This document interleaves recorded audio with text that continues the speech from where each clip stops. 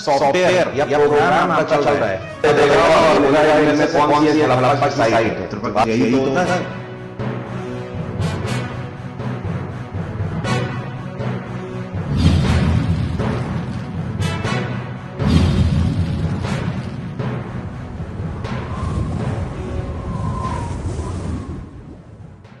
Hello everyone, नमस्कार आप सभी को डू यू नो 2.0 सीरीज के 10वें एपिसोड में आप सभी का भव्य स्वागत है। दोस्तों, उम्मीद करता हूं इस सीरीज को आप एंजॉय कर रहे होंगे।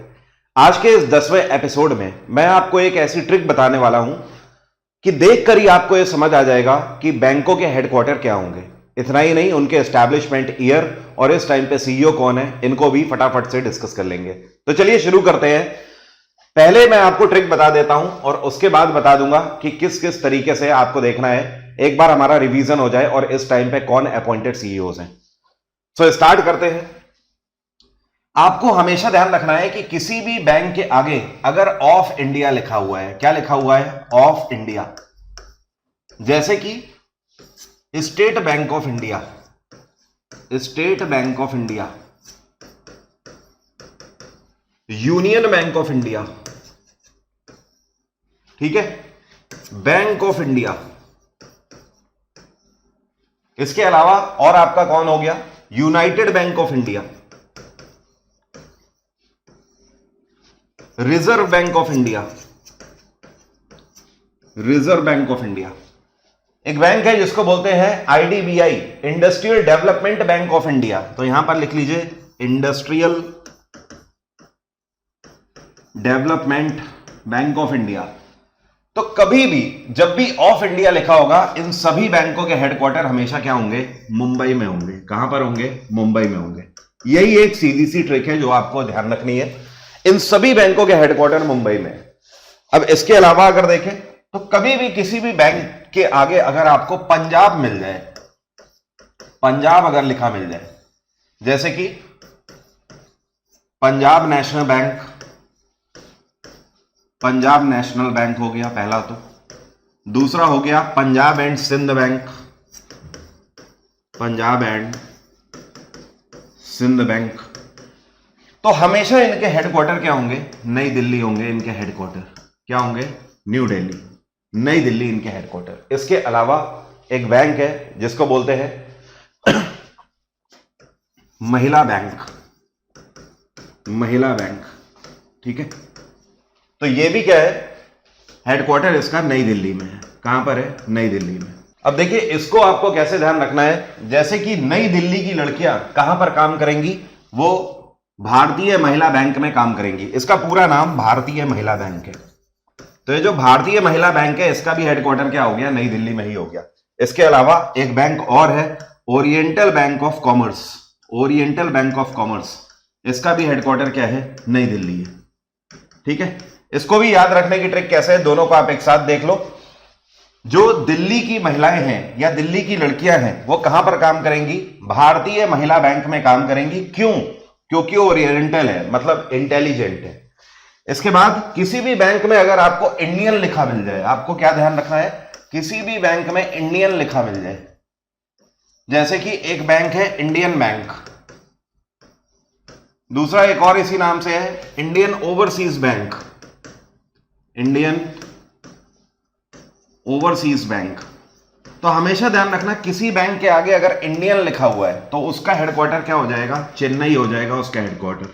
हमेशा ये चीज आपको ट्रिक ध्यान रखनी है। अब देख लेते हैं भारत में इस टाइम पे कुछ भारतीय संस्थाएं जिनके हेडक्वार्टर और एस्टैब्लिशमेंट ईयर फटाफट से। जैसे कि एक्सिस बैंक की अगर बात करें तो इसकी स्थापना 1993 में करी गई थी। इसके बाद अगर बात करें आईसीआईसीआई बैंक की, तो इसकी स्थापना करी गई थी 1994 में। इसके बाद अगर हम बात करें एचडीएफसी बैंक की, तो इसकी स्थापना भी 1994 में ही करी गई थी। अब इस पे आपको क्या ध्यान रखना है? एक्सिस बैंक का हेडक्वार्टर क्या है? मुंबई है। एचडीएफसी बैंक का हेडक्वार्टर भी मुंबई है। लेकिन आईसीआईसीआई बैंक का हेडक्वार्टर क्या है? इसका हेडक्वार्टर है वडोदरा, वडोदरा। इसी तरीके से अगर कभी आपसे पूछा जाए यस बैंक, तो यस बैंक की स्थापना करी गई थी साल 2004 में। इसका हेडक्वार्टर मुंबई है। इसके चेयरपर्सन इस टाइम पे प्रशांत कुमार है।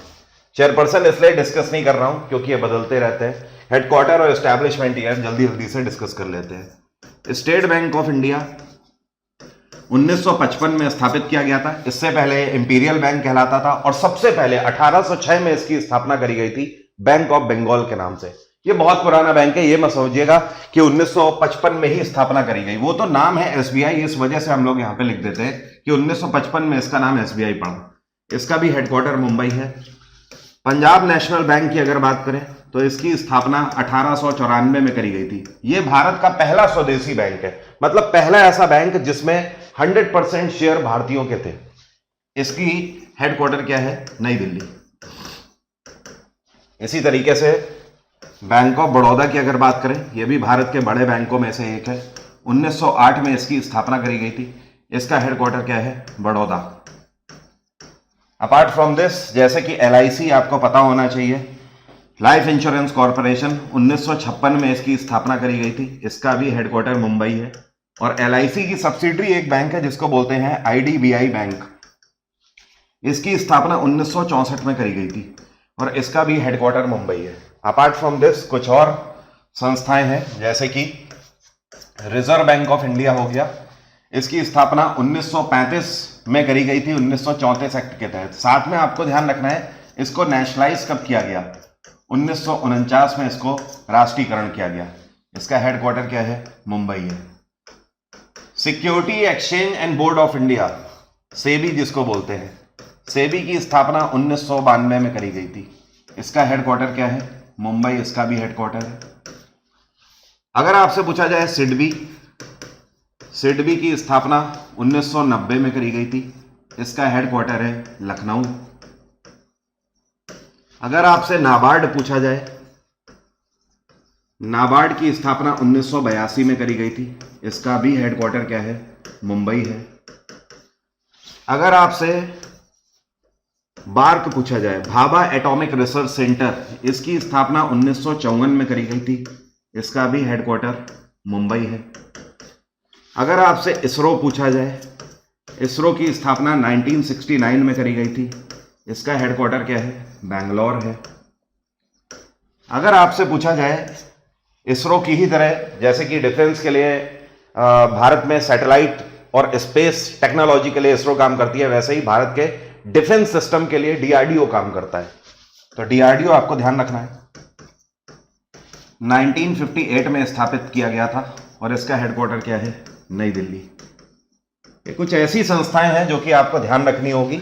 साथ में मैंने आपको ट्रिक बताई। कैसी लगी ये ट्रिक्स कमेंट बॉक्स में जल्दी से लिखकर बताइए। इन छोटे छोटे सेशन के माध्यम से हम लोग क्या कुछ नहीं कवर कर जाएंगे, आप ये देखते रहिएगा। Do you know 2 point series के अगले एपिसोड में एक बार फिर से मैं आपको मिलूंगा कल इसी समय में रात 10 बजे। Thank you everyone, take care, have a nice day. आपका दिन मंगलमय हो। सॉफ्टवेयर या प्रोग्राम आपका चल रहा है, तो देखो और मुझे इनमें से कौन सी है, लगभग साइट है। यही तो होता है।